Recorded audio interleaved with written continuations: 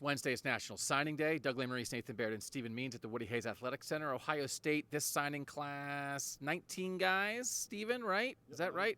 19 signed, 20 committed. They're waiting on one guy as we're recording this in Jaden Bonsu. And that group, by the 247 Sports composite ranking, 6th in the country, but by average star rating, 2nd, Stephen. So the quality, it's not as big of a class as maybe you're accustomed to seeing, but the quality is still there. Like, how would you view this Ohio State class?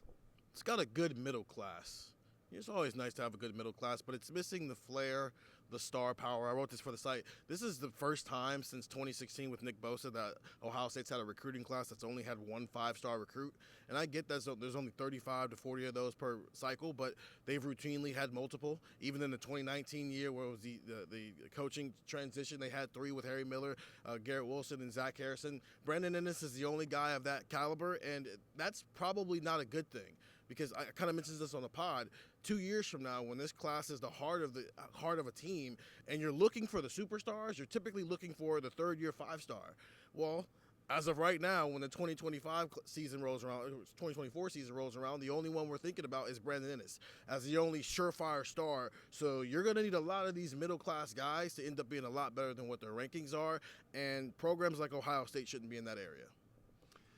Nathan, there were some areas of need clearly in this class. When you think about sort of the collection of guys, is there a certain position where Ohio State on this National Signing Day really addressed a need? Really addressed a need. Well, they needed help in the secondary, and there were some guys, some high-profile guys. All along they wanted to get a big-time safety in this group. They weren't able to do that. They did get some defensive backs in this class, but they've also had one that they just lost minutes ago, K.N. Lee, flipping to Auburn. So I think that's when I look at this class, that's still one area where I don't know, as Steven's speaking about, you can look at the class, the team they have on the field right now, and trace back 3-4 years to deficiencies in recruiting and where that's hurting them on the field. And I think there's some things they're going to have to address in the next couple of years to try to make sure that doesn't happen with this group. Offensive line was important. They got 3 guys in Ohio, which we knew that. Ryan Day talked about he thinks they can all be impact guys pretty early on. Luke Montgomery at tackle, Austin Saraveld at guard, Joshua Padilla at center. That's where they're going to start out. Miles Walker from Connecticut is the 4th guy in this class. They're still open.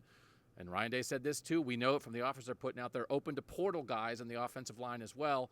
And that is like, recruiting's always weird. It's more weird than it used to be. But it's not. This is not a finish line anymore. This is sort of like a checkpoint. Literally a checkpoint. Yeah. You get some water. Yeah. Maybe a granola bar. I don't know, a banana. Sometimes they give you bananas.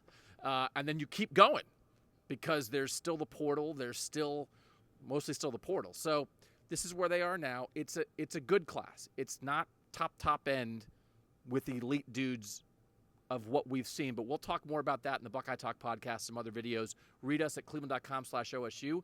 Also, I don't know if you guys heard, Ohio State in the playoff.